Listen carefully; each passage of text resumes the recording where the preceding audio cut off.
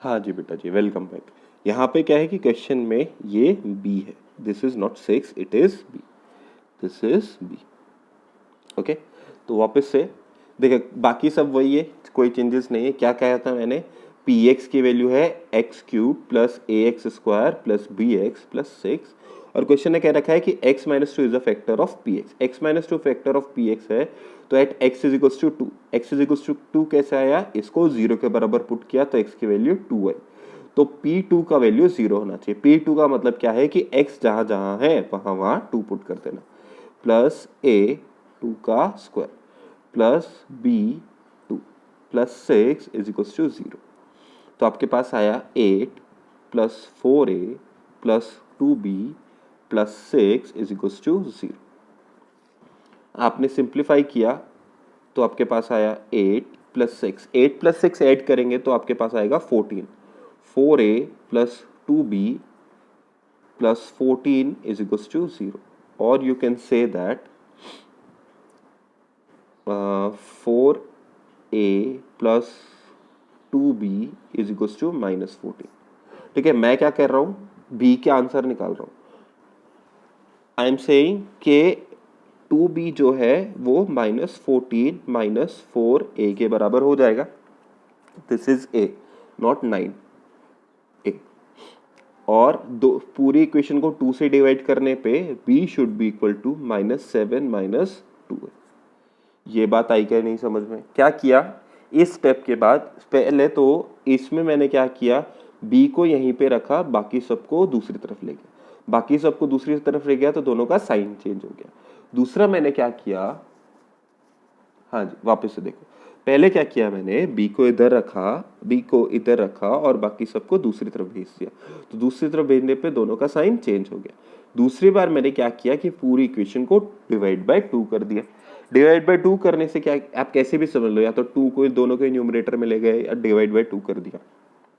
तो इसको 2 से डिवाइड करो b आ जाएगा, इसको 2 से डिवाइड करो 7, इसको 2 से डिवाइड करो 2 आया।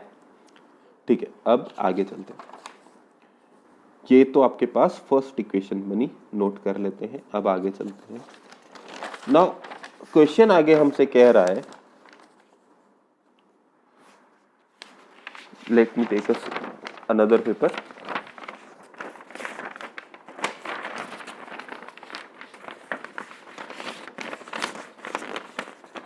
हाँ जी,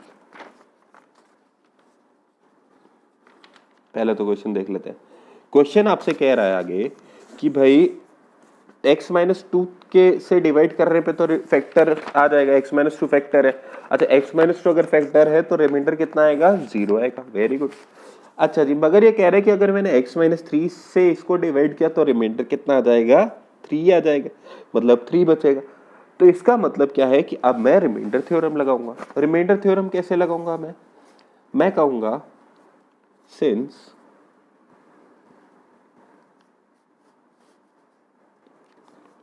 on dividing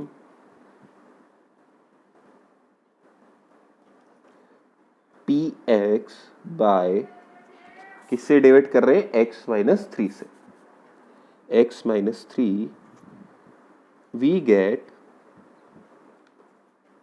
3 as remainder।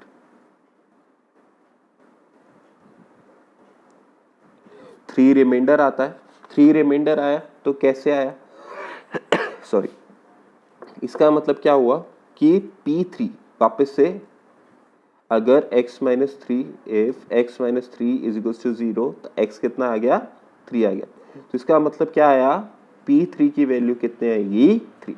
P3 का क्या मतलब हुआ, वापस से उसी पॉलिनोमियल में 3 का क्यूब प्लस a इंटू 3 का square plus b into 3 plus 6 is equal to 3।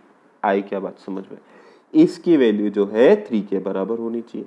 Simplify करते हैं वापस से, this is 27 plus 9a plus 3b plus 6 is equals to 3, और सिंप्लीफाई करके देखते हैं तो आपके पास आएगा 9a, वापस से b को इधर रख रहा हूँ, बाकी सबको उधर दूसरी तरफ लेके जा रहा हूँ, सिंप्लीफाई कर रहा हूँ, -30 और -9a।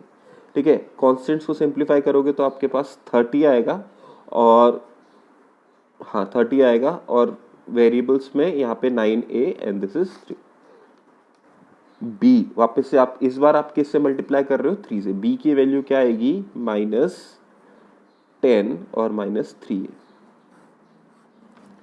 अब देखो b की मेरे पास दो आंसर आ गए, एक तो b का आंसर ये है और एक b का आंसर ये है, सेकेंड इक्वेशन।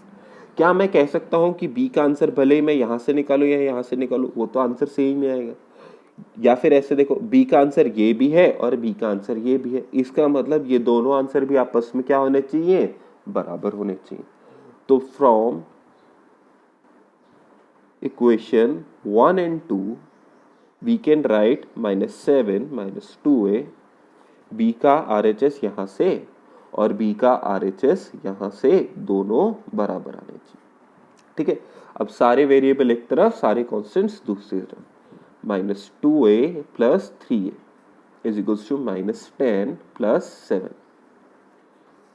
तो this will be a and this will be -3। तो a का आंसर क्या आया, -3। b का आंसर निकालते हैं, and b is equals to निकालने के लिए क्या करेंगे आप, a की वैल्यू या तो यहाँ पे पुट करो या यहाँ पे पुट करो, मैं सेकंड में पुट कर रहा हूँ। -10 -3 into -3, b is equals to -10 + 9 is equals to -1। b का आंसर आया आपके पास -1। आया क्या समझ में? ठीक है, क्या करा मैंने, सबसे पहले a की वैल्यू निकाली। a की वैल्यू कैसे निकाली, मैंने कहा कि b का ये आंसर और ये आंसर दोनों ही b के आंसर है, तो दोनों आपस में बराबर होने चाहिए। आपस में बराबर हुए तो उससे a की वैल्यू आ गई, और इसके बाद मेरे पास b की वैल्यू आ गई। फैक्टर थ्योरम और रिमाइंडर थ्योरम के लिए ये आपके पास सबसे बड़ा क्वेश्चन है, इससे बड़ा कोई क्वेश्चन नहीं आपके पास फैक्टर थ्योरम रिमाइंडर थ्योरम का। ठीक है, अगर आपको ये क्वेश्चन ढंग से समझ में आ गया तो इसका मतलब आपकी factor theorem reminder theorem clear है। ठीक है, अगर कोई डाउट वगैरह रह जाता है तो एक बार वीडियो शुरू से वापस देख लेना, हो सकता है समझ में आ जाए। अगर फिर भी कोई डाउट है, 2-3 बार वीडियो देखने पे, खुद से करने पे नहीं आ रहा, तो बेटा मेरे पास आपका सॉल्यूशन भेजो, आपकी प्रॉब्लम भेजो, मैं आपको सॉल्व करके बताऊंगा। ओके, तो होपफुली ये हो गया, आगे चलते हैं।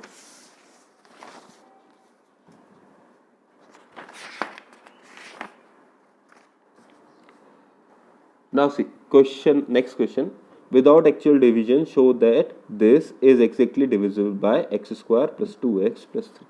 We have to show that question px is equals to x cube minus 3x square minus 13x plus 15 is exactly divisible by gx is equals to x square plus 2x minus 3.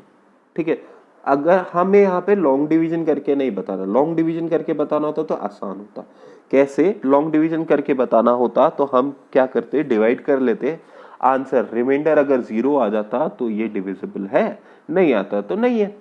अभी हमको क्या करना है, long division use नहीं करना। Long division use नहीं करना तो इसका मतलब हमें क्या यूज करना पड़ेगा, फैक्टर थ्योरम।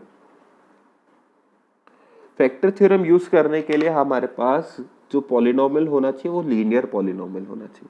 जब फैक्टर थ्योरम बताई होगी आपको तो बताया होगा कि लीनियर पॉलिनोमियल से ही डिवाइड करते हैं, लीनियर पॉलिनोमियल पे ही एप्लीकेबल है। ये किस तरह का पॉलिनोमियल है, किस तरह का निकलेगा, डिग्री चेक करेंगे, डिग्री है 2। डिग्री 2 वाला पॉलिनोमियल क्या होता है, क्वाड्रेटिक पॉलिनोमियल। तो इस पॉलिनोमियल के लिए फैक्टर थ्योरम सीधे सीधे नहीं लग सकते।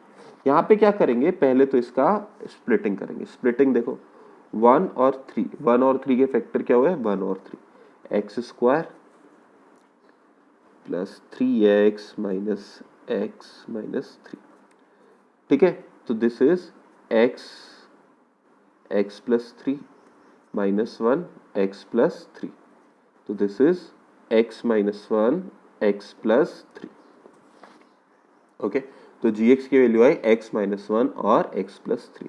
तो हमको क्या करना है, पहले तो x is equals to 1, x is equals to 1 पे px की वैल्यू निकालनी है, और फिर x इज इक्वल्स टू -3 पे px की वैल्यू निकालनी है। अगर दोनों के दोनों आंसर 0 आ जाते हैं तो gx इसका फैक्टर है, अगर नहीं आते तो नहीं। ठीक है, तो होपफुली आप लोग खुद से करके निकाल लोगे, मुझे अपनी तरफ से मेहनत करने की जरूरत नहीं पड़ेगी। अगर आपसे नहीं निकले वैल्यूज तो प्लीज आस्क मी अगेन, मेरे से वापस से पूछना, ठीक है। और अगर निकल जा रही है तो एक बार कमेंट कर देना कि सर हाँ आंसर आ गया। ओके, एक बार करना, क्या करना है वापस से बता देता हूं आपको। P1 और P-3 का आंसर निकालना है। अगर ये दोनों आंसर 0 के बराबर आ गए तो इसका मतलब gx is a factor of px। अगर नहीं आए तो इसका मतलब आपने कुछ गलत किया, ठीक है। अच्छा जी, नेक्स्ट क्वेश्चन पे चलते हैं। Find the value of a, ये वेब पे से उसी तरह का क्वेश्चन आ गया। If the polynomial when divisible by this, आपसे बोला है कि ये जो है polynomial px is divisible by x+3। तो ये बाय क्वाड्रेटिक पॉलिनोमियल है, मगर क्या है कि x+3 x के पावर क्या है 1, लीनियर पॉलिनोमियल है। तो for x+3 is equal to 0, x is equal to -3, तो p-3 कितना आएगा, -3 का पावर 4 -3 का क्यूब -11 -3 का स्क्वायर -3 प्लस a।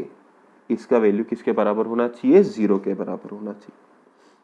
-3 की पावर 4 इज 81 प्लस का 27 -99 plus 3 plus a is equal to 0। क्या करना है, a की वैल्यू निकालनी है। तो a की वैल्यू आपके पास आ जाएगी 30 60 80 में से 60 है तो 21 माइनस का 21। चेक कर लेना सही आंसर है, मैं थोड़ा जल्दी निकाला है, ठीक है।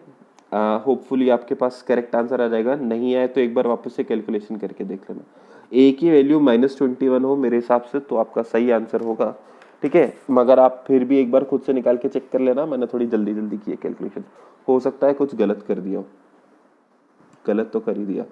69 70 69, हाँ 21 नहीं आएगा।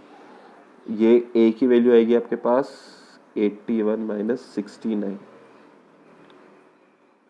81 माइनस 69 करेंगे तो a का आंसर आएगा माइनस का 12 शायद, ठीक है। देख लेना, अगर माइनस का 12 सही है तो ठीक है, नहीं है तो आप अपना करेक्ट आंसर जो है कमेंट में लिख देना बाकी बच्चों के लिए। चलो तो आज के लिए बस इतना ही, बाकी कल से हम नया चैप्टर शुरू करेंगे।